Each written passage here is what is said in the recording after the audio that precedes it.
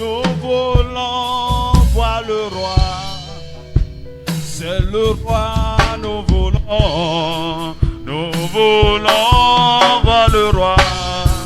Jésus, Jésus, nous voulons voir Jésus. C'est Jésus, nous voulons voir Jésus. Jésus, nous voulons voir Jésus. C'est Jésus, nous voulons voir Jésus. Jésus, nous voulons voir ton règne. Ton règne, nous voulons voir ton règne. Jésus, Jésus, nous voulons voir ta gloire. Ta gloire, nous voulons voir ta gloire. Jésus, Jésus, nous voulons voir le roi. C'est le roi, nous voulons voir le roi. Jésus, Jésus, nous voulons voir Jésus. C'est Jésus, nous voulons voir Jésus.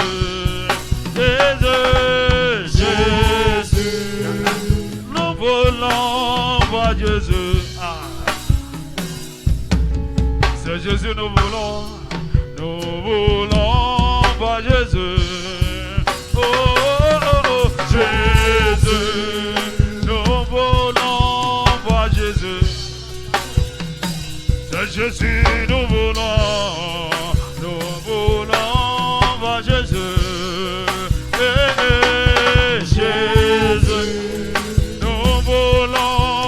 voulons voir Jésus. Nous voulons voir Jésus. Jésus, nous voulons voir Jésus. C'est Jésus, nous voulons. Nous ne voulons pas nous contenter des anges, de certaines expériences. Oh, nous voulons voir le roi. C'est le roi même, nous voulons voir le roi. Oh, oh, oh, Jésus, nous voulons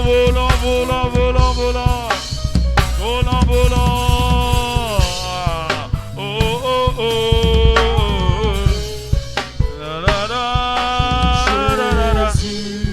Nous voulons voir Jésus.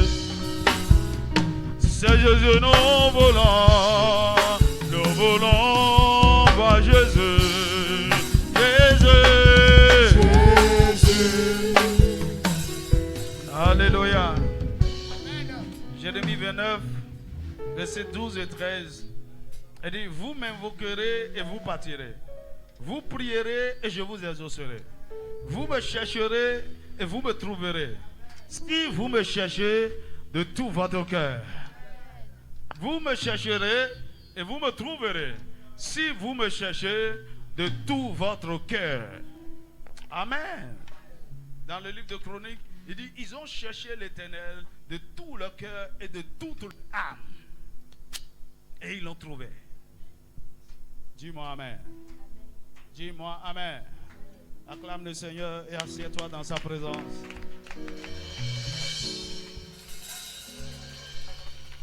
Mon ami, Dieu se cherche avec le cœur. Dieu se trouve avec le cœur.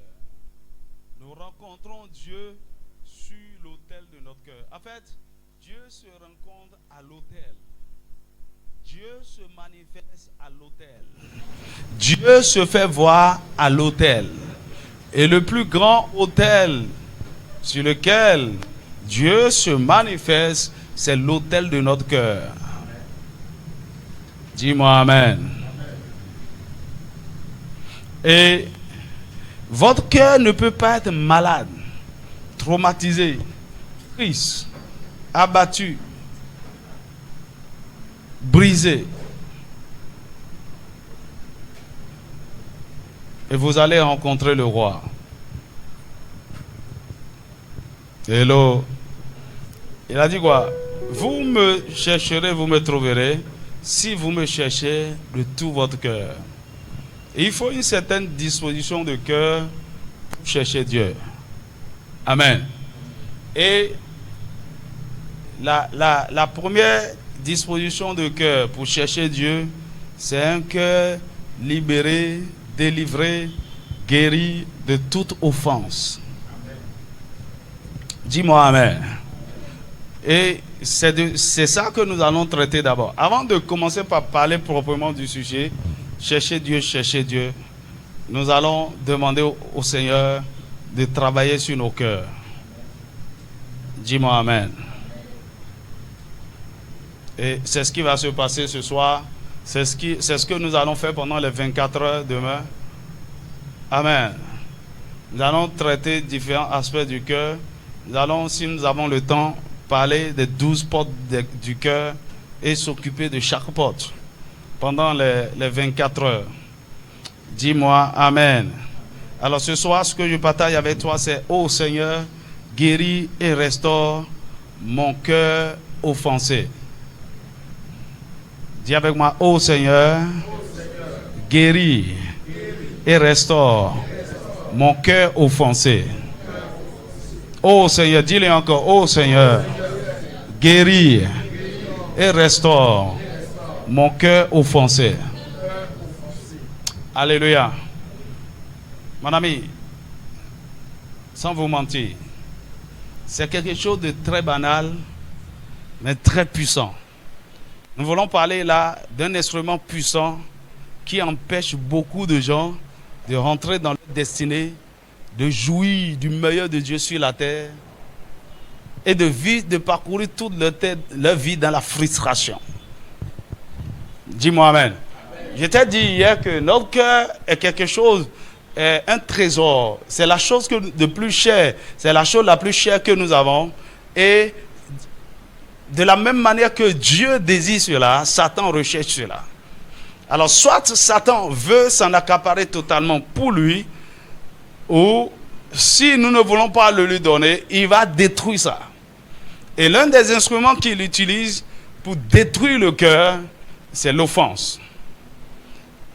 En fait, il sait que s'il peut blesser votre cœur, s'il peut vous traumatiser, s'il peut vous choquer, vous ne pouvez pas avoir une bonne relation avec Dieu, avec les hommes, et vous allez passer à côté de beaucoup de choses. Dis-moi Amen. Je prie que le Seigneur te donne un esprit de sagesse et de révélation. Dis-moi un vrai Amen. Parce que quand on parle d'offense, c'est que, tu crois que c'est un petit jeu. Hein? Il y a certains d'entre vous ici, ce qui est en train de vous tourmenter et vous ne pouvez pas jouir du meilleur de la vie. Ça s'est passé dans votre vie quand vous avez 4 ans, quand vous avez 5 ans. Des choses depuis l'enfance. Et parce que ça n'a pas été bien traité. Vous avez été blessé. Votre cœur saigne. Depuis 20 ans. La blessure est encore là. Vous avez fait semblant d'oublier. Le mal est encore là. Mais le problème, tu penses l'ignorer. Tu penses refouler, dire oh, ça c'est du passé. Mais Satan continue d'utiliser cette affaire contre toi.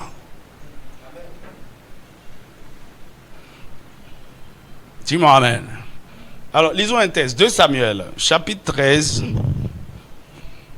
Alors, nous allons voir un cas d'offense et ceci va nous aider à entrer dans le vif du sujet. 2 Samuel, chapitre 13. Est-ce qu'on est ensemble? Ah, si on est ensemble, dis-moi Amen, je vais t'entendre bien. Ok, pour mieux comprendre l'histoire, on va commencer à partir du verset... c'est long, hein? Alors, commençons à partir du verset 1. On va voir comment, jusqu'où on peut aller. Alors, après cela, voici ce qui arriva. Absalom, fils de David, avait une sœur qui était belle et qui s'appelait Tamar. Et Amnon, fils de David, l'aima. Tu vois, c'est des frères et sœurs. Comment le frère va aimer sa sœur? C'est quel genre d'amour? Alors, Amnon, c'est vrai qu'ils ne sont pas de même mère, mais ils sont tous fils de David. Amnon était tourmenté jusqu'à se rendre malade à cause de Tamar. Ça, ce n'est plus amour. Hein. Tu es tourmenté par un démon.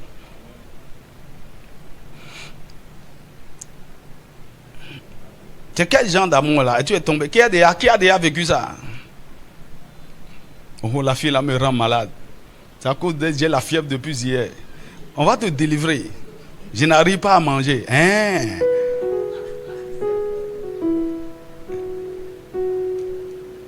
La seule chose qui peut me guérir maintenant, ce n'est pas qu'elle m'appelle même. Je veux même pas. C'est pas qu'elle vienne même me voir. Si elle peut m'appeler, si je peux entendre sa voix, tu vas entendre ma voix tout à l'heure. On va te délivrer.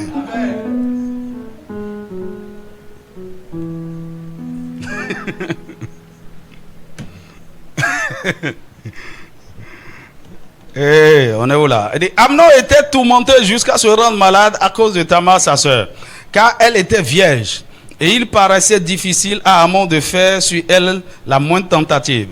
Amnon avait un ami nommé Jonadab. Que Dieu te délivre de Jonadab. Dis-moi un vrai amen. Il y a toujours un ami qui vous initie au péché, qui vous donne de mauvais conseils. Débarrassez-vous de lui. Amnon avait un ami nommé Jonadab, fils de Chiméa, frère de David. Et Jonadab était un homme très habile. C'était des gens rusés comme ça. Il lui dit, pourquoi deviens-tu ainsi chaque matin plus maigre? Toi, fils du roi. C'est l'amour qui le rend maigre. Ne veux-tu pas me le dire? Amnon lui répondit, j'aime Tamar, sœur d'Absalom, mon frère.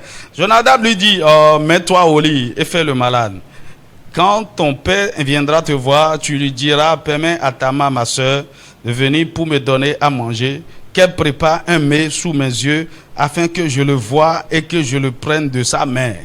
Amnon se coucha et fit le malade.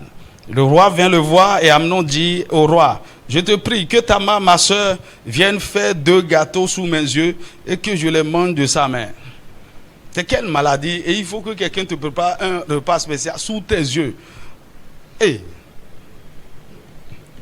Alors David envoya dire à Tamar dans l'intérieur des appartements, va dans la maison d'Amnon, ton frère, et prépare-lui un mets. Tamar alla dans la maison d'Amnon, son frère, qui était couché. Elle prit de la pâte, la pétrit, prépara devant lui des gâteaux et les fit cuire. Prenant ensuite la poêle, elle les versa devant lui. Mais Amnon refusa de manger. Il dit, faites sortir tout le monde. Et tout le monde sortit de chez lui. Alors Amnon dit à Tamar, apporte le mets dans la chambre et que je le mange de ta main. Madame, si tu es jeune fille et tu commences à voir ce schéma-là, fuis. Tout le monde sortez de la maison.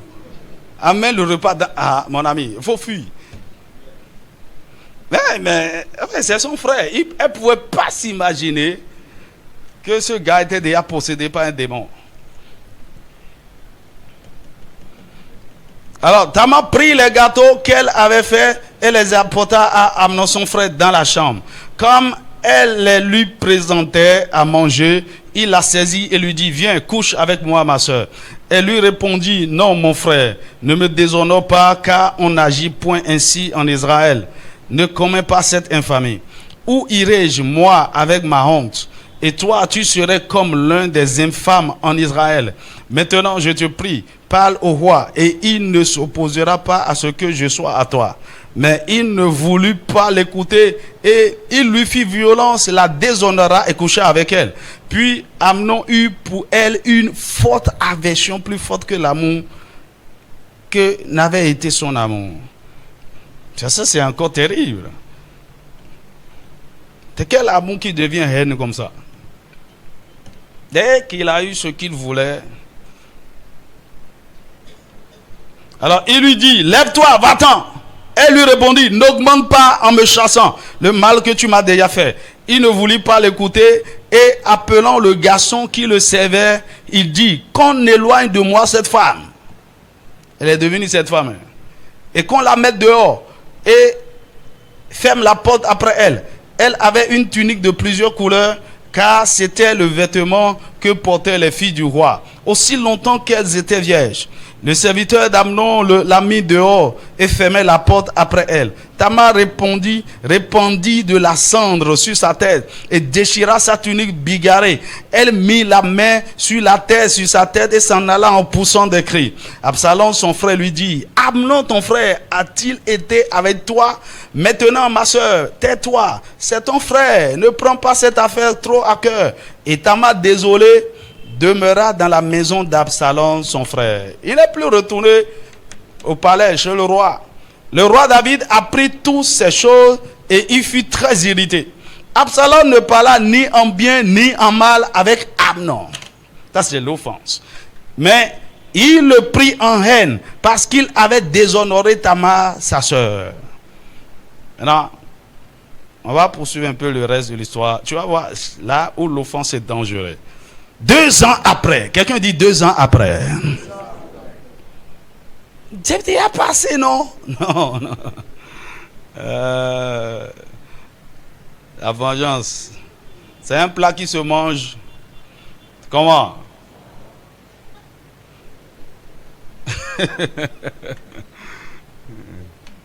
Deux ans après, comme Absalom avait les tondeurs à Baal-Hatzor, près d'Éphraïm, il invita tous les fils du roi. Absalom alla vers le roi et dit, voici, ton serviteur a les tondeurs, que le roi et ses serviteurs viennent chez ton serviteur. Et le roi dit à Absalom, non, mon fils, nous n'irons pas tous de peur que nous ne te soyons à charge. Absalom le pressa, mais le roi ne voulut point aller et il le bénit. Absalom dit, permets du moins à Amnon mon frère de venir avec nous. Le roi lui répondit, pourquoi irait-il chez toi? Sur les instances d'Absalom, le roi laissa aller avec lui Amnon et tous ses fils. Absalom donna cet ordre à ses serviteurs, faites attention quand le cœur d'Amnon sera égayé par le vin et que je vous dirai, frappez Amnon, alors tuez-le, ne craignez point, n'est-ce pas moi qui vous l'ordonne? Soyez fermes et montrez du courage. Les serviteurs d'Absalom traitaient Amnon comme Absalom l'avait ordonné, et tous les fils du roi se levaient, montaient chacun sur son mulet et s'enfuirent. Amen. Alors, d'abord, avant de rentrer dans l'histoire, un conseil. Tu sais qu'il y a un différend entre toi et quelqu'un. Et ça n'a pas été traité. Ça n'a pas été géré. Il y a pas, vous ne vous êtes pas réconciliés. OK? Mais le temps s'est écoulé. C'est comme si l'histoire a été calmée. Mon ami, fais attention. Si c'est ce genre de personnes.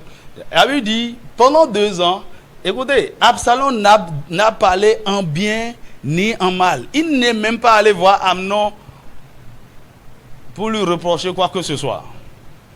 Il est resté calme, cool. Tu vois, c'est du genre comme les mélancoliques ou les flegmatiques qui encaissent des coups sans réagir. Quand quelqu'un qui est comme ça là t'invite à manger, mon ami, tu risques de manger poison. Alors fût-il ton frère. Alléluia. Mais c'est pas ça ce qui m'intéresse ici. Faites attention, le monde est devenu de plus en plus méchant. Et celui qui veut vous tuer n'est pas très loin. Et même quelqu'un de très proche. Le monde est devenu de plus en plus... Ça va devenir de plus en plus méchant. Le diable va se saisir il faut des hommes pour détruire les hommes. Il faut des hommes pour faire du mal. Mais il faut aussi des hommes pour élever des hommes. Mais faites attention. Le monde devient de plus en plus méchant. Et il y aura des chocs que vous allez recevoir et vous n'allez jamais vous remettre de ça.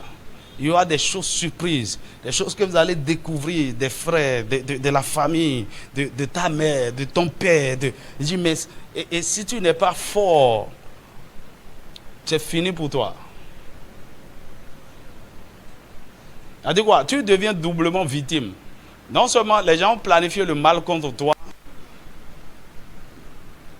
mais c'est ce mal planifié contre toi qui ne t'a pas peut-être emporté, qui va te détruire à cause de l'offense que ça crée. Dis-moi amen. Alors, le but de Satan, c'est quoi? Soit on te détruit aussitôt, ou soit on te piège par l'offense. Les deux aboutissent au même résultat. Je ne sais pas si je parle à quelqu'un. Ok, par exemple, je veux te faire du mal. Je n'y arrive pas. Je n'y arrive pas. En fait, je veux te tuer, je n'y arrive pas.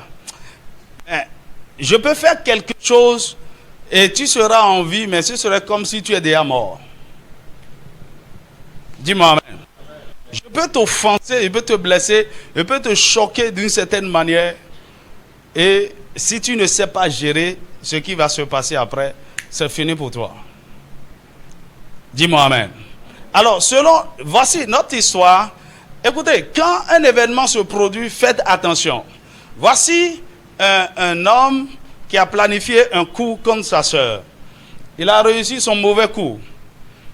Ok? Et en faisant ce coup, il y a 3 personnes qui ont été offensées. Vous savez, quelque chose peut ne pas vous arriver directement, mais vous serez indirectement plus affecté même que celui qui a été victime de la chose. Est-ce que quelqu'un me suit?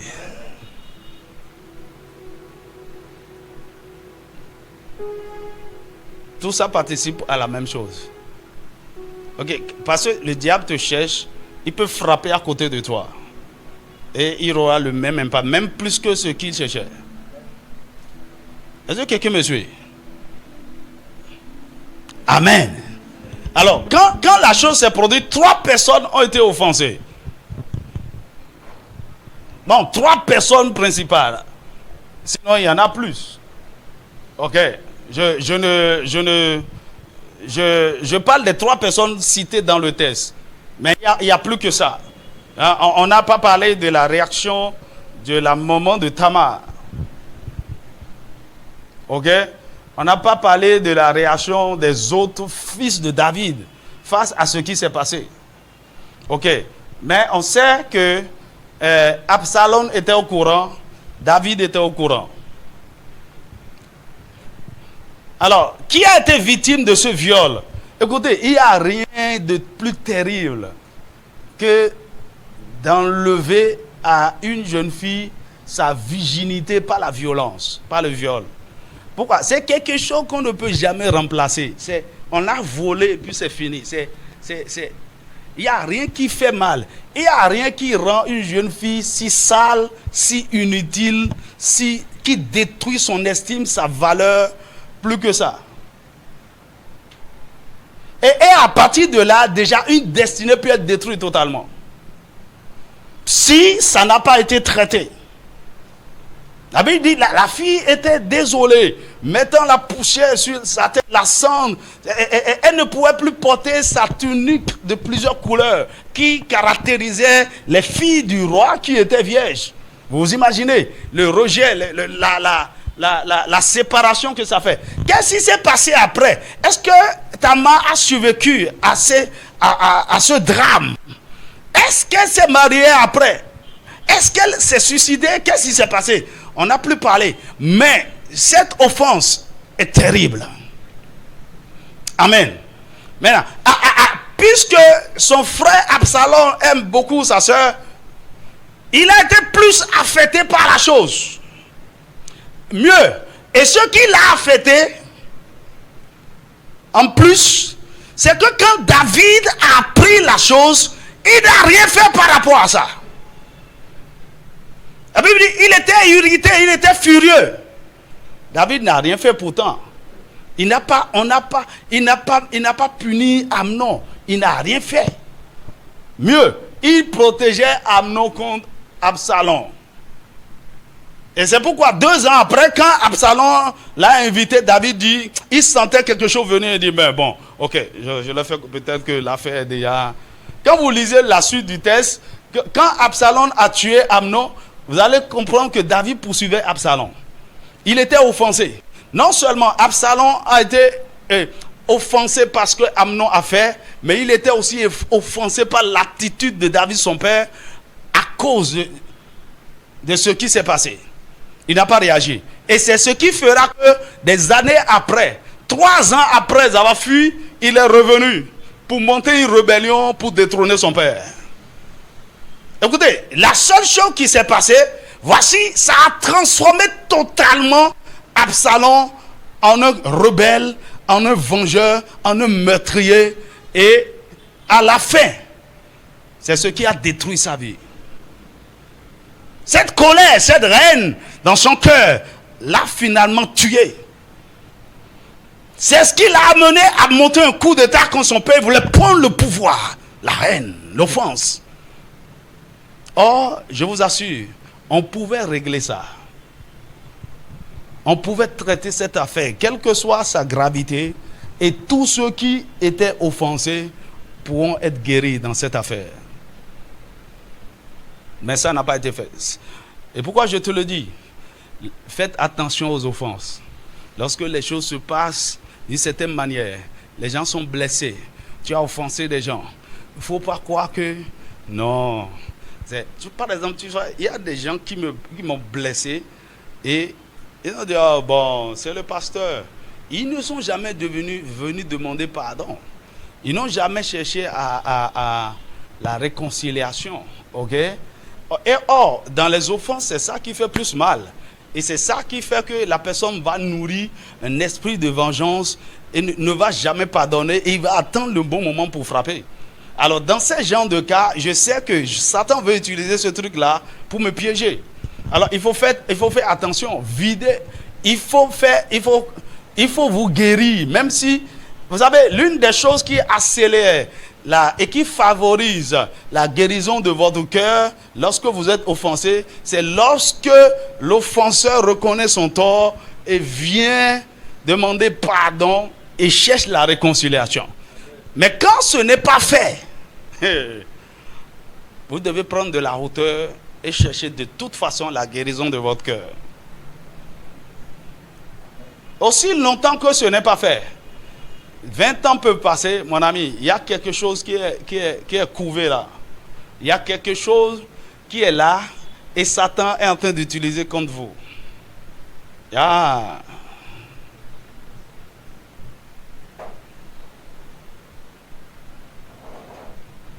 Les offenses. C'est pourquoi quand le Seigneur veut vous faire du bien, vous serez surpris à des moments donnés où vous êtes tranquille. Il va vous rappeler quelque chose qui s'est passé pendant votre enfance. Et il utilise son esprit pour réveiller tout le souvenir de la chose et la douleur que ça cause. Parce qu'il veut vous guérir de quelque chose. Est-ce que quelqu'un me suit? Il ne faut pas me dire que non, c'est déjà passé. Il y a même des gens, lorsqu'on veut traiter des cas comme ça, dit non, toi-même, ça fait... ça fait déjà 15 ans, non. Il faut le laisser, mon ami. Non, on va. Il y a une manière pour... Quand on ne le traite pas, on n'a pas traité. Le problème est toujours là. Par exemple, lorsque tu es blessé, face à une situation, tu es offensé, et tu continues d'éviter la personne, mon ami, tu es malade. Et l'une des choses qui montre que vous n'êtes pas encore guéri, c'est les attitudes d'évitement. Vous évitez là où votre offenseur se trouve, où votre présumé offenseur se trouve, où vous évitez toutes les personnes qui sont liées à cette dernière. Vous évitez son environnement parce que vous ne voulez pas avoir plus mal. Le problème, c'est que vous êtes déjà dans une prison et vous aurez encore très très mal. Et ce qui est terrible dedans, c'est les cas où celui qui vous a offensé ne sait même pas qui vous a offensé, mais vous avez développé toutes sortes de choses pendant des années et vous êtes en train de vous autodétruire. Mon ami, faites attention. Ce que je suis en train de vous dire là, Vous savez, ça c'est mon domaine. Le Seigneur m'a accordé la grâce d'étudier le sujet pendant des années. Et je sais ce que ça cause. Et j'ai déjà essayé d'amener beaucoup de gens à la guérison. Est-ce que tu peux mettre ta main droite sur ton cœur et dire, Seigneur, dans ta miséricorde et dans ta grâce, sonde mon cœur et guéris-moi de toute offense. Guéris-moi de toute blessure. Pense mes blessures et restaure mon cœur au nom de Jésus. Alors, l'une des choses que vous n'allez jamais expérimenter lorsque votre cœur est blessé, offensé, vous n'aurez jamais une relation profonde avec Dieu. Jamais. Il y a des dimensions dans lesquelles votre intimité, ça ne peut pas aller avec Dieu. Votre vie chrétienne sera superficielle. Est-ce que quelqu'un me suit? Mais maintenant, qui veut ça? Le problème, c'est que tu ne sais pas le danger, ce que ce truc-là représente. C'est pourquoi je suis en train de te l'exposer. Dis-moi Amen.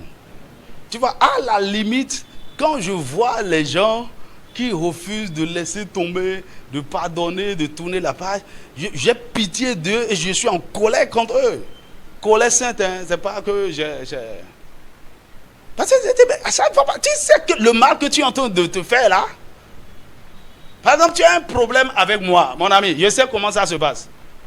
Si je sais que j'étais offensé, ok, je viendrai te voir, te demander pardon, ça ne c'est pas quelque chose. Ou bien, dans tous les cas, s'il y a en tout cas une situation, je vais essayer de trouver une solution. Biblique, bien sûr. Maintenant, si tu ne veux pas, il n'y a pas de problème. Moi, là, je vais traiter mon cœur et continuer avec Dieu. Dis-moi Amen. Écoutez-moi bien, parce que dans certains cas, vous allez vous retrouver en conflit avec des gens qui ne veulent pas la paix, ils veulent la guerre. Ok, laissez-les dans leur guerre. Par exemple, quand tu as offensé quelqu'un et la personne dit « Je ne te pardonnerai jamais, mon ami », ça ne vous fera rien du tout. Oh.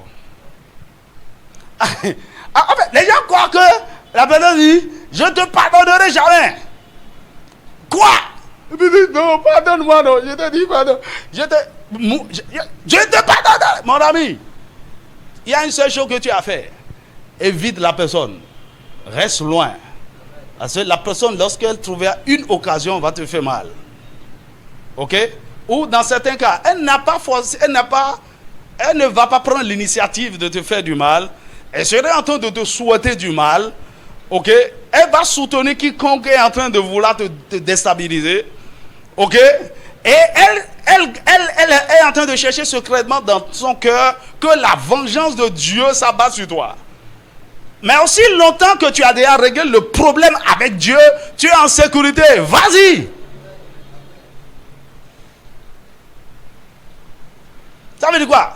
Je peux t'offenser et tu serais même doublement victime de ce qui s'est passé et je continuerai ma route dans la guérison, dans la joie. Le Seigneur est en train de faire de grands choses avec moi et tu seras dans les chagrins. Et écoutez, c'est un état de cœur chez certaines personnes. C'est parce qu'ils ont un problème avec toi, ils croient que Dieu lui-même a un problème avec toi.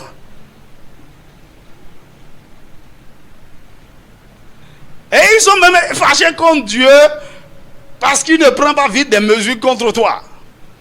Dis à ton voisin, Dieu n'est pas un homme.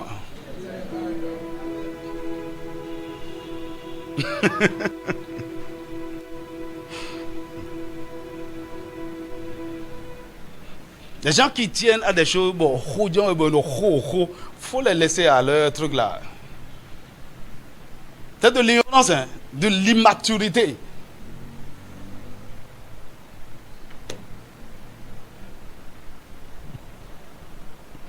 Il y a une seule chose que je dis aux gens.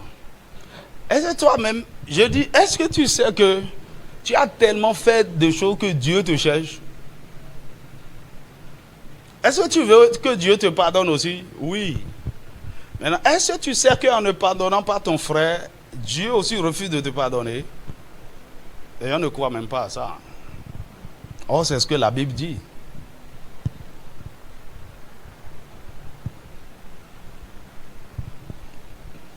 Dis-moi amen. Alors, le dictionnaire français définit l'offense comme une parole ou une action qui attaque l'honneur, la dignité ou l'estime de soi de quelqu'un. Une parole ou une action qui attaque l'honneur, la dignité ou l'estime de soi de quelqu'un. C'est un affront, une injure, une insulte, un outrage. Offenser quelqu'un, c'est le blesser. Offenser quelqu'un, c'est blesser son cœur. C'est l'humilier. C'est le froisser.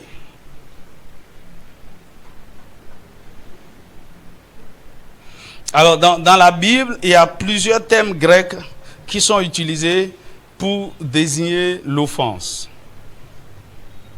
Mais le plus commun est scandolon. Scandolon, qui donne le mot scandale. Dis avec moi scandale.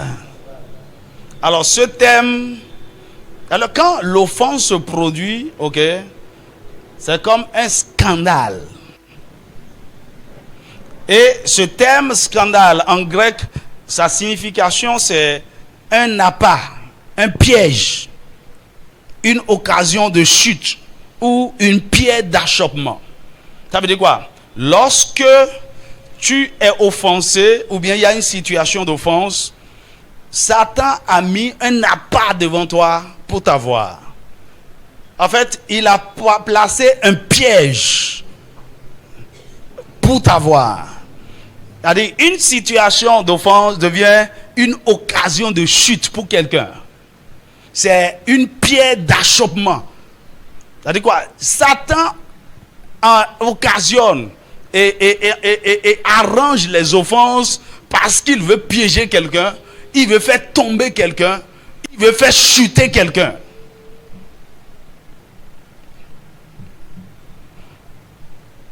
Je prie que cela ne soit plus toi. C'est pourquoi il faut le voir venir. Hein? Parce que la personne que vous, c'est-à-dire que vous n'imaginez pas que le diable peut utiliser, c'est la personne là que le diable va utiliser.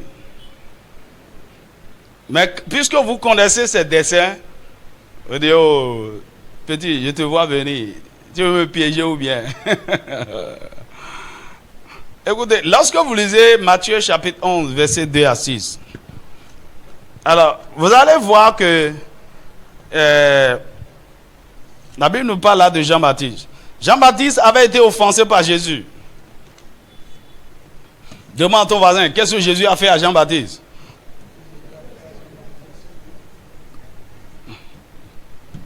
Ok, qui connaît la réponse? Qu'est-ce que Jésus a fait? Alors voici cet homme qui a été envoyé pour annoncer Jésus. Il est le précurseur. Il dit, je suis la voix qui crie dans le désert, aplanissez le sentier pour le Messie. Et quand Jésus est venu aux eaux du baptême, il a reconnu. Il dit, voici l'agneau de Dieu qui ôte le péché du monde. Jésus est venu se soumettre à lui pour être baptisé. Il dit, non, c'est moi, c'est toi qui dois me baptiser. Il dit, non, Jean-Baptiste, toi, mais tu sais ce que ça veut dire. Accomplissons toutes choses. Et il a été baptisé. Devant lui, il a vu la colombe descendre. Le Saint-Esprit descend sur lui. Il a témoigné de Jésus. Alors, quelques temps après, Jean-Baptiste a prêché contre Hérodiade. Il a commencé par attaquer Hérode et Hérodiade. Hérodiade s'est fâché. Ils ont trouvé un moyen pour enfermer Jean-Baptiste. Alors Jean-Baptiste était en prison. Et pendant qu'il était en prison, il entendait. Est-ce que vous savez qu'ils étaient cousins? Ok. Jésus n'est pas venu le voir. Jésus continuait par faire son œuvre. Mais Jean-Baptiste s'est imaginé certaines choses que Jésus devrait faire s'il était réellement le Messie. Est-ce que vous me suivez? Alors lisons le texte. Matthieu chapitre 11, versets 2 à 6. Il dit, Jean, ayant entendu parler dans sa prison des œuvres du Christ, lui fit dire par ses disciples, es-tu celui qui doit venir ou devons-nous nous en attendre à un autre? Nous en attendre un autre. Alors, comment il peut poser une question comme ça? C'est toi-même qui as dit, voici l'agneau de Dieu qui est au... Maintenant, tu envoies les gens lui demander, est-ce que tu es celui qui doit venir là? Ou bien on doit attendre un autre? Mon ami, c'est comme ça l'offense peut déformer votre cœur. Et l'image que vous avez de quelqu'un, le respect, l'honneur que vous avez envers quelqu'un est déplacé. Et vous commencez par voir la personne autrement. Pourquoi? Juste ici parce que Jean, dans son imagination, quand il voyait les œuvres de Jésus, ok, Jésus devrait venir le libérer.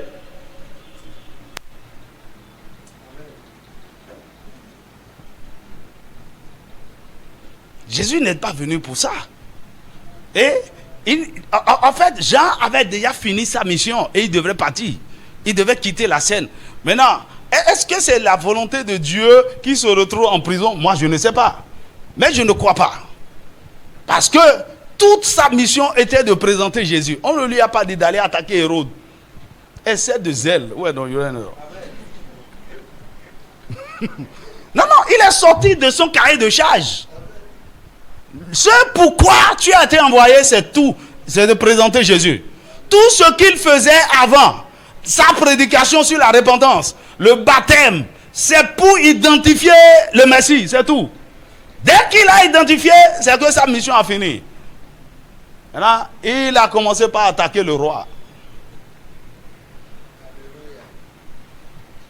Alors, pourquoi Jésus ne l'a pas visité?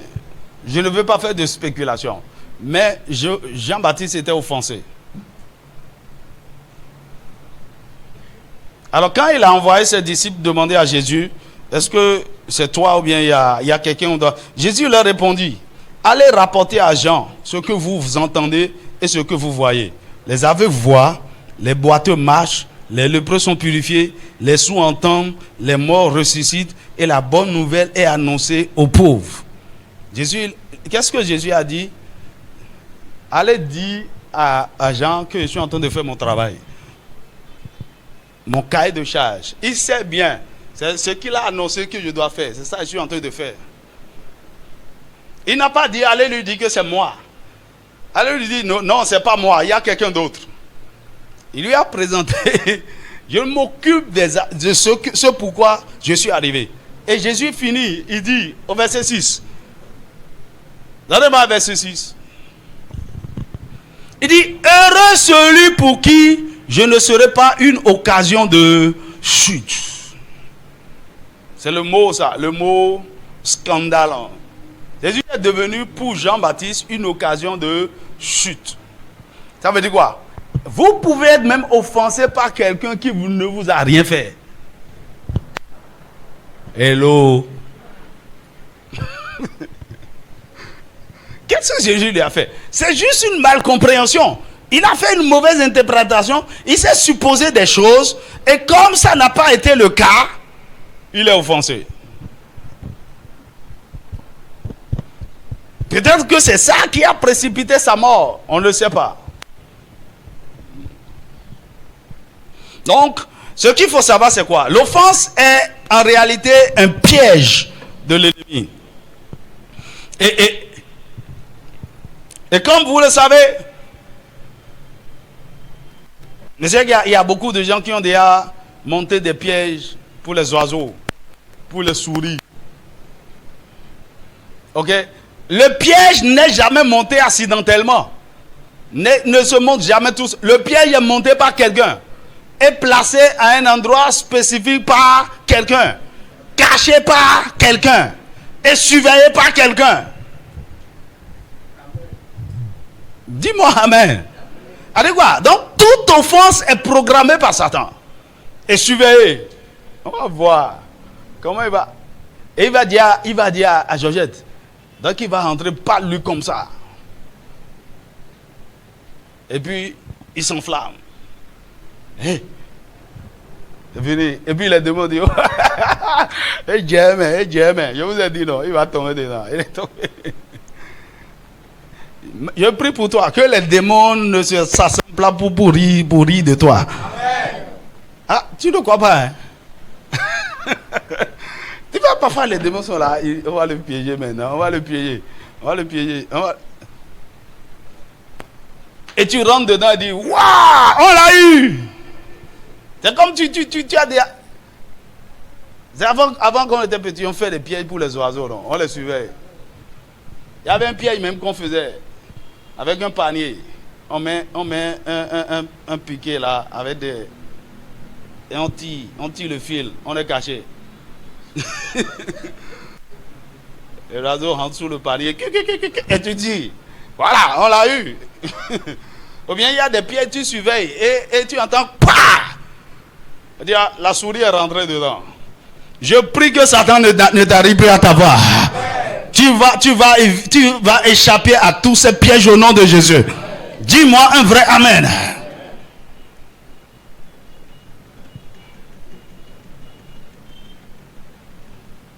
Tu vois, la dernière fois quand je rentrais de Lombé, il y a un agent du diable, il voulait m'énerver. J'étais venu, et puis il dit, Cotonou c'est, mais je dis, je veux pas, je vais, et Lomé c'est, mais je dis, je veux pas, c'est, mais je vais à Cotonou. J'ai pris mon sac, on a attendu, c'est juste une personne, et c'est effectivement une seule personne. Bizarrement, on a attendu là, et je savais que à 18h, là, 18h, 19h, c'était la porte. On était en train de rentrer dans la nouvelle année. Et puis donc, j'étais en prière, je ne voulais pas être distrait. Donc, quand bien même le passager venait, bon, je ne suis pas pressé aussi. Mais à un moment donné, j'ai dit, mais ça, c'est quoi ça? Il a dit, mais tu me dis, mais j'étais là, les véhicules sont en train de partir. Mais puisque lui voulait forcément... À un moment donné, j'ai fait sortir mon bagage, mon sac d'abord, et l'autre a dit, non, mais ça va, tu as déjà trop attendu, plus de 30 minutes. Et on était là, ça faisait déjà pratiquement 1 heure de temps. Hein. Et puis il attendait une seule personne, et 2 personnes sont venues à la fois. C'est ce qu'il a fait. Il dit, tu voulais partir, non? Il a fait sortir mon sac, il a pris les 2.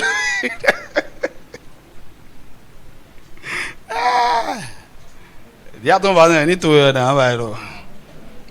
nous chantons à Geoffrey. Et puis tout le monde me suppliait. C'est vrai que j'étais fâché, mais je gardais mon cœur. Amen. C'est pas lui, hein. Ça n'avait pas de sens. Et puis tout le monde dit, mais qu'est-ce que tu fais? C'est comme ça. Il voulait déjà partir, non? Et puis les gens me suppliaient. Regarde ce petit là. Toi, tu veux m'énerver ici maintenant. Bien, tu vas dire, allez, remets mon sac dedans. Et si je ne voulais pas qu'il fasse descendre mon sac, c'est que je paie encore. Mais parce que j'ai gardé mon calme, il y a un autre véhicule qui venait, qui partait, qui avait juste besoin d'un passager. Il dit, il n'y a pas de problème. Mais parce que j'étais énervé, je lui ai dit quelque chose et il riait. Il a dit, tu ne sais pas à qui tu as affaire. Il dit, tu me connais. Il dit, tu es qui? Je lui ai dit quelque chose. C'est que... Dis-moi amen. Que le Seigneur, quand tu vois Satan venir, il faut faire attention. Il veut te piéger. L'offense, c'est ce que ça fait. Ça va te piéger. Et si tu ne sais pas faire, tu seras dans le piège pendant des années. Dis-moi amen. Dis-moi un vrai amen. Alors, l'offense, c'est à bloquer le progrès de quelqu'un. de le dépouiller, de l'immobiliser, de le mettre en prison ou de l'attaquer plus profondément. Donc Satan est derrière tous ces pièges d'offense pour nous bloquer, pour nous arracher ce que Dieu nous a donné, pour nous détourner de notre but, pour nous détourner de notre course, pour nous détourner de notre destinée, de notre héritage naturel ou spirituel, pour déstabiliser notre famille, pour embrouiller l'unité et la communion. Par exemple, il sait que ton entente avec cette personne-là, ça va produire quelque chose d'extraordinaire. Si vous restez un, si vous êtes ensemble en harmonie, c'est pas bon. Alors il vient créer la division par les offenses. Il vient briser la fraternité dans les familles. Alors parfois il y a même des offenses non intentionnelles qui créent des dégâts inutiles pour celui qui est offensé. C'est-à-dire personne n'a programmé l'offense. C'est une situation qui s'est produite, mais au lieu de prendre de la hauteur, ça crée beaucoup de dégâts inutiles.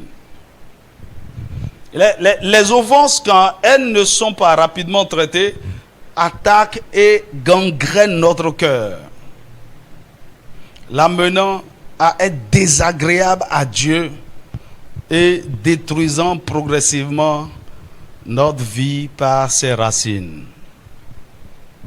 Parce que l'offense, quand elle n'est pas traitée, elle génère du ressentiment. Le ressentiment, quand il n'est pas traité, se transforme en haine. Lorsque la haine n'est pas traitée, elle devient de l'amertume. Et l'amertume engendre des idées de vengeance. Mais lorsque le truc arrive à l'amertume, ce n'est plus un simple problème, ça devient spirituel. C'est comme des cellules cancéreuses qui vont commencer par ronger. Et vous savez, est-ce que vous savez qu'il y a beaucoup de maladies physiques que les gens développent juste à cause des offenses? Par exemple, les ulcères, les diabètes, l'hypertension. Ce sont des toxines, des choses qui viennent d'un cœur offensé et qui commencent par affecter les organes. Quelqu'un commence par avoir un problème de cœur, d'essoufflement, n'arrive pas à bien respirer juste parce que l'offense est dans son cœur. Que le Seigneur t'aide à sonder tout ce qui ne va pas. Hébreux chapitre 12, verset 15 dit: veillez à ce que personne ne se prive de la grâce de Dieu, à ce qu'aucune racine d'amertume poussant des rejetons. Tu vois, donc l'amertume devient une racine qui pousse plusieurs troncs, plusieurs arbres, c'est-à-dire poussant des rejetons, ne produisent du trouble et que plusieurs n'en soient infectés. Donc l'amertume, le non-pardon qui devient de l'amertume n'est plus un problème pour vous seul. Ça va générer beaucoup de dégâts et beaucoup de gens seront affectés. Alors, dans votre affaire d'offense, il faut faire attention parce qu'il peut avoir des dégâts collatéraux. Dis-moi amen. Tu vois, c'est comme, c'est Absalom. Amnon seul qui a offensé une personne. Mais il faut voir ce que tout ça là, ça a causé. C'est sûr qu'il y a eu une querelle, il y a une bagarre entre la mère de Tamar et la mère de Amnon. C'est un sérieux problème de famille, peut-être de génération en génération. Il y a eu beaucoup de non-dits dans ce texte. Mais imaginez ce que l'offense a créé. Ça a coûté le trône à David. L'offense de quelqu'un. Ça, c'est des rejetons. Amen. Alors que les offenses soient directement ou indirectement, subies, nous devons apprendre à pardonner, à faire la paix. Je me rappelle un peu avant que mon père ne décède, il m'a parlé de beaucoup de gens. Il m'a dit, j'avais tel, fais attention. Tel, c'est très dangereux. Tel, il m'a fait ça. Il m'a fait ça. C'est comme si quand David mourait, il a dit à Salomon, tu as vu tel, non. Hein, il faut le traiter avec sagesse. Il m'a offensé. Mon père me disait ça. Mais c'était pas mon problème. Mais en fait, à partir de ce jour-là, ces gens-là étaient devenus mes ennemis. Je ne les digérais pas, je ne les sentais pas, C'était... Est-ce que vous comprenez? Parfois, parce que vous aimez quelqu'un, l'ennemi de la personne peut devenir votre ennemi. Mais ça ne devrait pas être le cas. Ok? Mais après, j'ai compris la chose, j'ai pris de la hauteur et de moi. Écoutez, ce n'est pas mon problème. Ils ont vécu des choses. Mais en fait, c'est pourquoi mon père me disait la chose. Il dit, c'est des gens qui sont très choses là. C'est pas qu'ils m'ont fait seulement du mal. Toi particulièrement, ils vont te faire du mal. Alors méfie-toi d'eux. Donc il m'a dit seulement de me méfier de ces gens-là. Ok? Non pas de les prendre en haine. Alléluia. Donc vous pouvez, juste parce que quelqu'un est venu vous parler de ce qu'un autre lui a fait, ça peut vous pouvez être offensé comme ça. Hein? Dis-moi amen. C'est comme le traumatisme de quelqu'un peut vous traumatiser. Est-ce que vous savez que quelqu'un est en train de raconter ce qu'il a vécu et vous devenez même plus malade que la personne? Dis-moi amen. On appelle ça les traumatismes indirects. C'est pourquoi dans certains cas, quand les gens sont en train de raconter certaines histoires dramatiques, on va leur dire, pardon, c'est bon, il faut laisser les détails là. Parce que c'est comme si vous vivez aussi la chose. Amen. Donc vous devez pardonner, vous devez faire la paix et rechercher la réconciliation.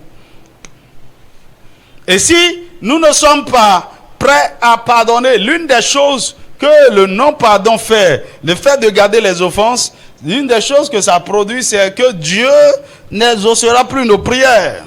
Marc chapitre 11, versets 24 à 26. Il dit, tout ce que vous demanderez par la foi en priant, croyez que vous l'avez reçu et vous le verrez s'accomplir. Mais il dit, lorsque tu es en prière et tu as quelque chose contre quelqu'un, pardonne. Afin que ton Père te pardonne aussi. Il y a toujours des choses pour lesquelles on a besoin aussi du pardon de Dieu. Dis-moi amen. Maintenant, quand on parle d'offense, il y a des provocations, des situations, des paroles, des choses qui tout le monde sait que ça c'est une offense. Mais il y a des situations qui peuvent se produire, ok, et vous êtes offensé tout seul, comme des gens, sans que la personne ne vous ait rien fait. Il faut éviter ces genres de situations aussi. Par exemple, les gens sont offensés quand leurs attentes et idées préconçues sont déçues. Dis-moi amen. Ok, par exemple, il y a cette soeur qui me plaît. Je suis en train de lui faire la cour. Elle est en train de... Mais au même moment, il y a mon frère Aris aussi qui tournait autour d'elle. Ok. Mais finalement, j'étais sûr, j'étais convaincu, j'ai une attente, j'avais déjà construit quelque chose que, bon, c'est calé. En fait, je parlais même avec Aris de la soeur là, mais je ne savais pas qu'il y avait encore quelque chose. Donc finalement, j'ai compris que la soeur a dit oui à Aris. Aris devient mon ennemi. Il m'a offensé alors qu'il ne m'a rien fait. Parce que l'autre, c'est l'autre qui a fait la chose. C'est elle qui a qui a la liberté de choix. Donc le fait qu'elle me dise non et dit oui à l'autre, je dirais que c'est à cause de Harris qu'elle m'a dit non. Harris, tu m'as offensé, tu es mon ennemi.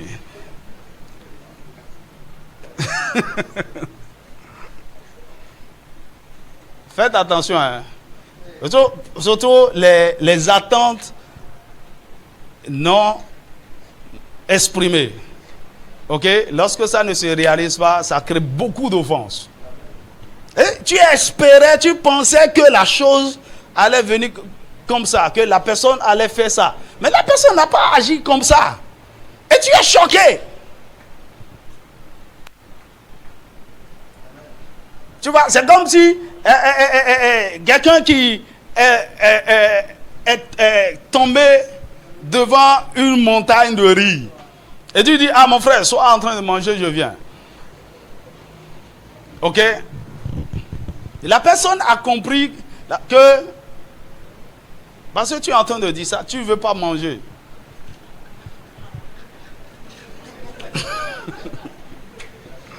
Oh, tu es en train de dire, il ne faut pas tout manger, je viens. Et la personne a descendu toute la montagne. Mais tu es venu, tu es choqué. C'est juste du riz, mais ce n'est pas le riz qui est la chose. C'est-à-dire ton attente a été déçue, frustrée. Tu peux même te mettre en colère et dire des choses juste à cause du riz. Qui sait de quoi je parle là? Même il y a des gens qui vont se fâcher tout à l'heure. Surtout affaire de nourriture entre frères là. Ah! Ça crée beaucoup d'offenses. Hein? Donc tu as des attentes, tu as des intentions, tu as des... Tu vois, quelqu'un peut se fâcher contre moi parce qu'il a pensé que le pasteur devait faire telle chose. Il a conçu certaines choses dans sa tête comme attente venant de moi. Ok? Ou bien, peut-être j'ai dit quelque chose qui a semblé que je vais venir te visiter. Ou bien parce que j'ai appris que la personne est dans telle, la personne s'attendait à ma visite ou quelque chose comme ça. Maintenant, quand je ne viens pas, la personne est déçue. Or, quand vous n'avez pas la maturité, voici les choses qui n'ont l'air de rien, qui peuvent vous offenser inutilement. Or, on ne vous a rien fait, mais vous êtes vraiment fâché. Par exemple, l'une des choses qui amène les gens à être offensés, c'est quand, par exemple, ils ne comprennent pas ce que Dieu est en train de faire avec eux. Dieu est en train de retarder l'exaucement de certaines prières. Le Seigneur est en train de les amener à travers un processus.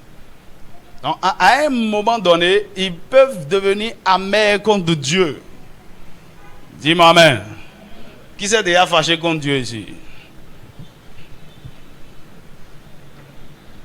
Non, pas lever la main. Même si tu ne lèves pas la main, il sait. C'est pas... Mon ami, tout le monde, il m'est arrivé aussi, mais je me suis vite repenti parce que c'est peine perdue. Tu perds ton offense là, ok? Parce que Dieu ne t'a rien fait. C'est parce que tu as supposé que tu es traité différemment. C'est comme si Dieu ne t'aime pas, c'est ta malcompréhension des choses qui fait que tu es blessé. Et à des moments donnés, Dieu lui-même comprend ça. Hein? C'est comme Jonas, quand il était fâché contre Dieu. Parce que Dieu n'a pas voulu que sa prophétie se réalise. Donc faites attention. Et vous savez quoi? Beaucoup de gens sont offensés par Dieu, en colère contre Dieu, à cause des attentes déçues. Ça peut vous créer des problèmes. Dis-moi amen. Ou l'autre chose qui blesse, c'est quand des gens sont bénis, prospères et élevés, favorisés autour de vous. Au même moment, par le même Dieu. Qui apparemment ne vous aime pas vous. Qui a déjà vu ça?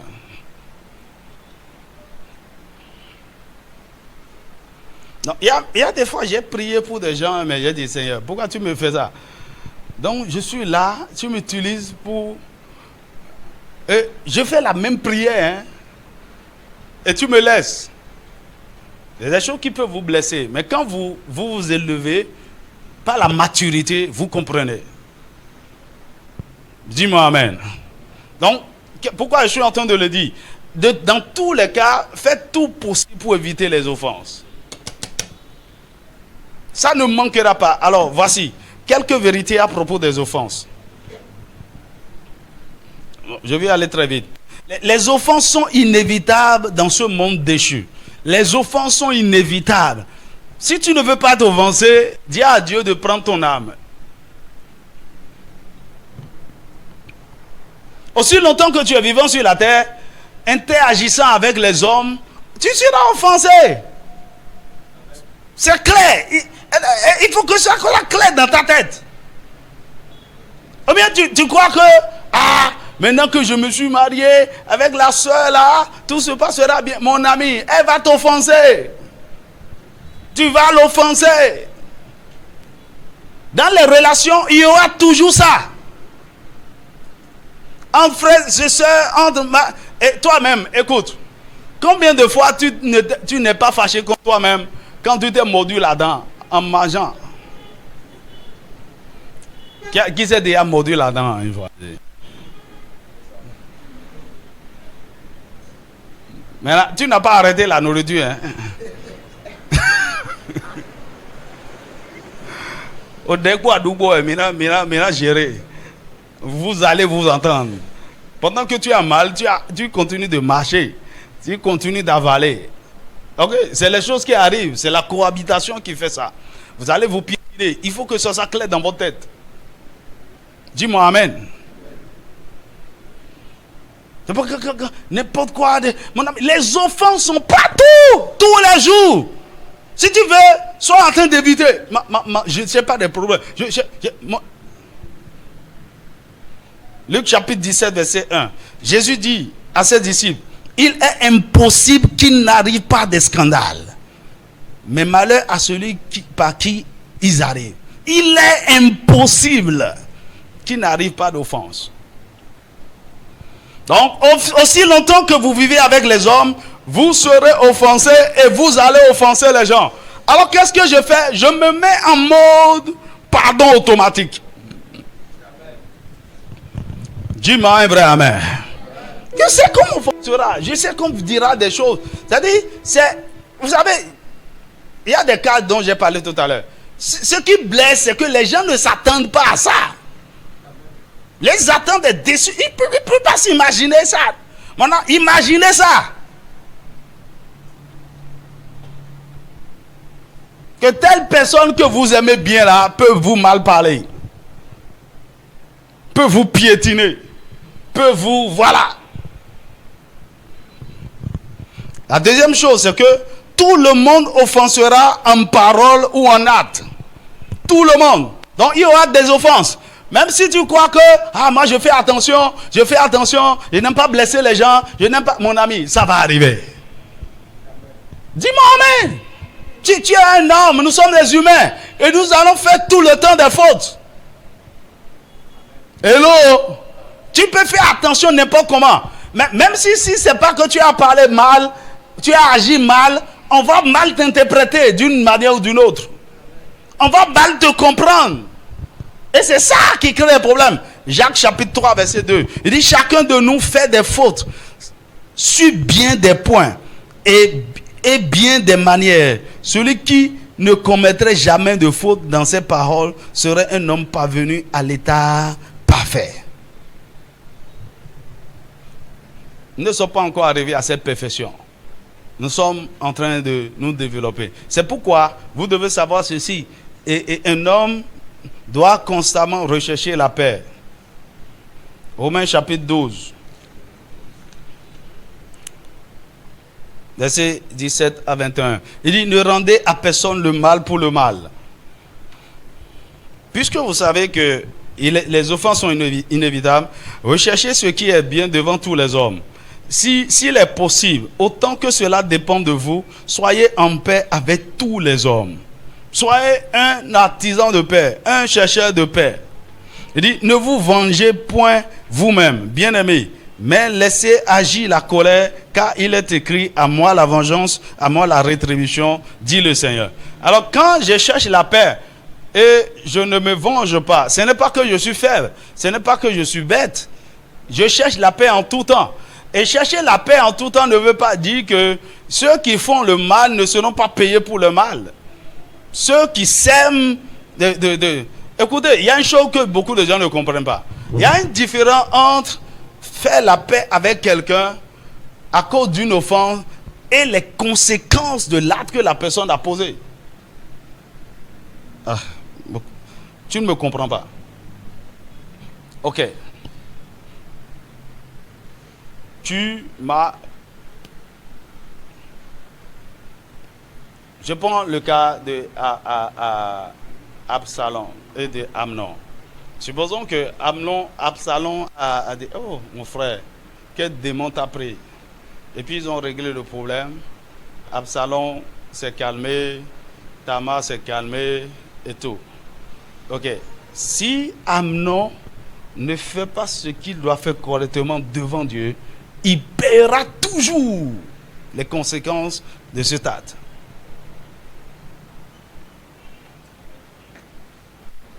Dis-moi amen. Ok, c'est ce que les gens croient que, par exemple, parce que j'ai pardonné et Dieu a pardonné, c'est fini, la personne va partir, la personne...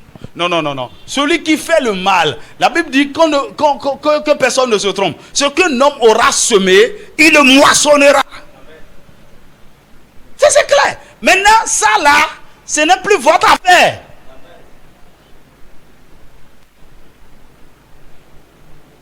Donc, vous n'avez pas besoin de vous venger ou souhaiter le mal pour quelqu'un. Si la personne a agi dans la méchanceté et ne s'est pas réellement repentir et régler les choses devant Dieu, celui qui paie à chacun ce qu'il doit, il va le payer. Dis-moi amen. C'est pourquoi la Bible dit, il dit, mais si ton ennemi a faim, donne-lui à manger. S'il a soif, donne-lui à boire. Car en agissant ici, tu amasseras des charbons ardents sur sa tête. Ne te laisse pas vaincre par le mal, mais surmontons le mal par le bien. Donc ne vous vengez point et n'agissez pas avec colère. Qu'elle est écrit, à moi la vengeance, à moi la rétribution, dit le Seigneur. Il donne à chacun selon ce qu'il mérite. Dis-moi amen. La troisième chose qu'il faut savoir concernant les offenses, c'est que les offenses sont instructives pour nous. Les offenses sont instructives pour nous. C'est quoi? Nos réactions. Parfois, Dieu permet à des moments donnés les offenses pour nous révéler l'état actuel de notre cœur.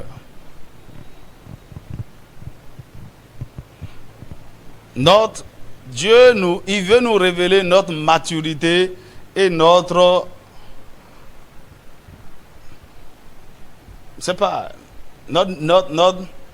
immaturité. Dis-moi amen. Donc parfois, les offenses sont des tests de... Je vous ai dit comment il y a une fille avec qui je sautais sur le campus, elle m'a laissé tomber. J'étais choqué, j'étais blessé. J'ai fait 10 jours sans dormir. Je l'ai insulté. Je l'ai insulté. Je l'ai insulté jusqu'à... Elle a changé de SIM. J'ai encore pris le nouveau numéro. Et puis quand je finissais ça, Dieu m'a dit, regarde-toi. J'avais honte comme c'est pas possible. Et puis, tout le monde m'appelait, ouais, pasteur, Brego. Avec quand j'ai fini, j'ai dit, j'avais honte. Il dit, regarde ton cœur. Regarde ton cœur. Et j'étais reparti après lui demander pardon. Quand elle dit, je vais la rencontrer, elle avait peur. Dieu m'a donné quelque chose sur ma langue. Il y a l'autorité sur ça. Donc, quand je me fâche, c'est dangereux. Les paroles qui sortent, c'est comme c'est-à-dire, il y a l'onction dedans, dans la méchanceté là. C'est pourquoi je fais attention. Il y a ton voisin, il ne faut pas énerver le pasteur. Si tu m'énerves. Vous savez, je ne m'énerve pas contre les gens. Ce n'est pas bon pour toi. Mais si je m'énerve, je parle. Ah! Ça arrive, hein. Et pourquoi je prie Dieu de ne jamais maudire quelqu'un, quelles que soient les offenses. Ce n'est pas que je n'ai pas été tenté, hein, mais j'ai fait tout pour me contenir. Et quand je dis, une fois quelqu'un m'a énervé, et puis j'ai dit, d'ailleurs, je te déconnecte de moi. C'est tout ce que j'ai dit. Hein. Ce n'est pas que j'ai dit à quelqu'un, je l'ai pensé dans mon cœur. Et puis juste après, le lendemain, ma femme a fait un rêve, dit, hey, telle personne a tel quoi contre toi. La personne est en train d'être attaquée.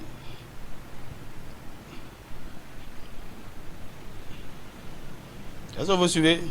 J'ai compris aussitôt. Et je dis, amusement comme ça. Non, je rétablis la connexion. Pourquoi? La connexion de la personne avec moi était sa protection.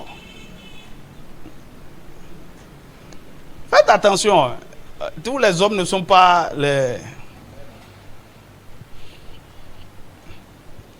Donc, les offenses exposent. Les offenses peuvent révéler notre niveau de maturité.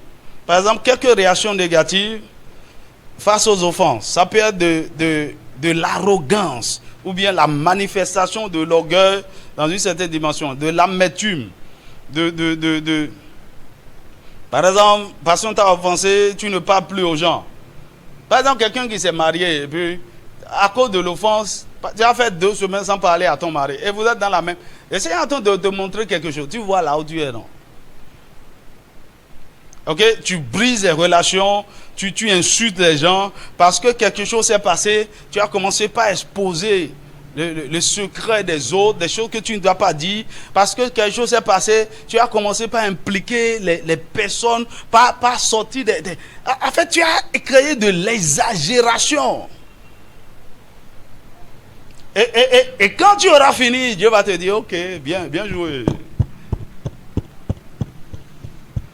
À cause de ce qui s'est passé à Montpellier en Djehoué, et puis ce truc-là, tu as créé quelque chose de... Tu as vu, non? À la fin, là, ce n'est plus... On t'a offensé, hein? C'est toi qui te sens bête.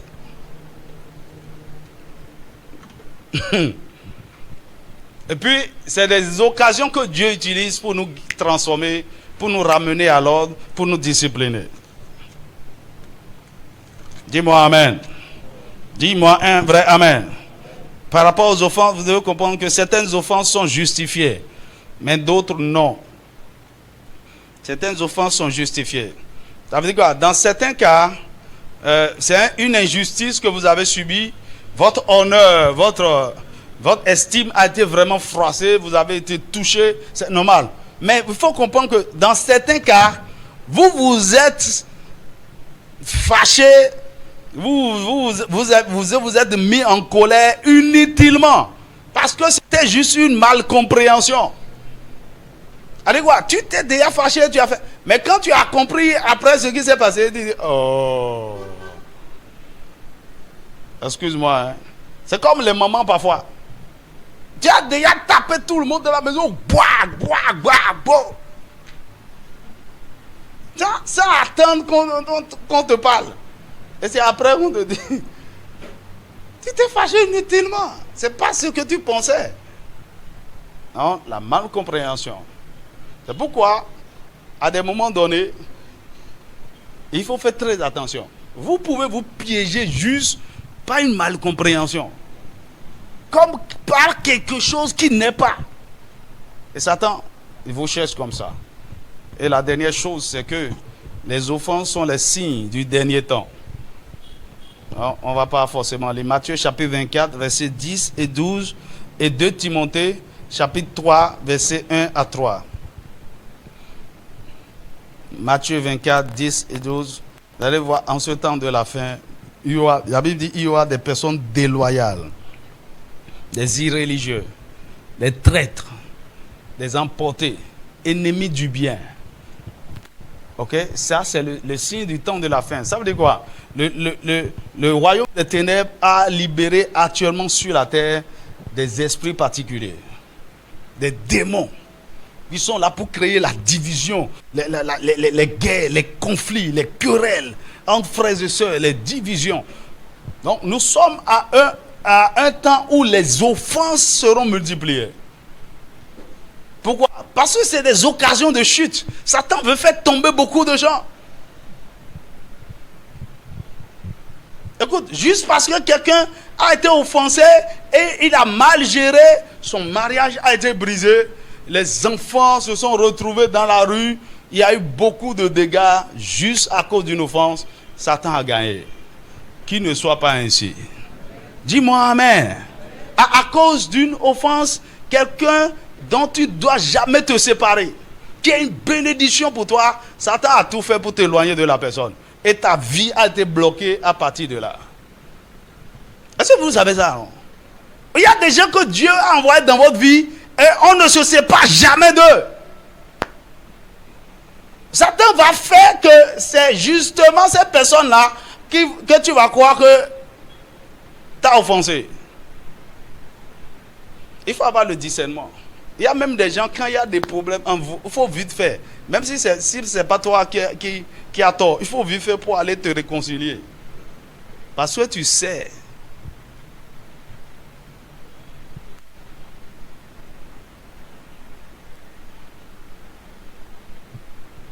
Nous sommes au temps de la fin. Faites attention. Dis-moi amen. Les gens sont offensés pour rien. Pour rien du tout. Hein. Tu vois, je peux être là en train de prêcher. Peut-être, depuis que je suis en train de parler, quelqu'un est déjà offensé. Pas moi. Hein. Mais comment le pasteur peut dire ça? Il y a qui sont là, il doit être fâché contre toi. Par exemple, hier, quand j'attaquais le retard, quelqu'un d'immature peut penser que je suis venu contre lui personnellement. Alors, je suis en train de parler de façon générale et quelqu'un peut être offensé comme ça. Sérieusement, hein? Il dit, moi je ne vais plus dans l'église là. Satan le cherchait, hein? C'est tout. Il est pris au piège parce qu'on veut le déconnecter de quelque chose qui est une bénédiction pour lui. Je prie que les pièges de Satan dans lesquels tu es déjà entré sans le savoir, que la miséricorde de Dieu te localise et tu sois délivré au nom de Jésus. Les offenses. Tu vois, c'est le but. C'est pourquoi, depuis votre enfance, vous allez vivre des choses. Parmi vos frères, il y en a qui ne vous ont pas aimé, ils vous ont maltraité. Vos parents ont fait des choses. Il y a eu des chocs. Certains ont connu des abus sexuels, des viols comme Tamar. Vous avez vécu des situations. Mon ami, il faut savoir, Satan cherche un moyen pour vous piéger, pour détruire votre destinée. Maintenant, peu importe ce qui s'est passé, depuis votre enfance jusqu'à maintenant, mon ami, c'est la sagesse de Dieu de savoir que ce qui s'est passé, le problème, ce n'est pas celui qui vous a offensé ou même la situation qui a créé l'offense. C'est vous que Satan est en train de chercher. Il veut vous piéger votre destinée. On va parler demain des conséquences de l'offense. Ce que ça crée en fait. Lorsque vous êtes offensé, vous ne pardonnez pas, le temps est en train de passer, ça crée tellement de dégâts. On va en parler demain et de comment faire réellement pour sortir des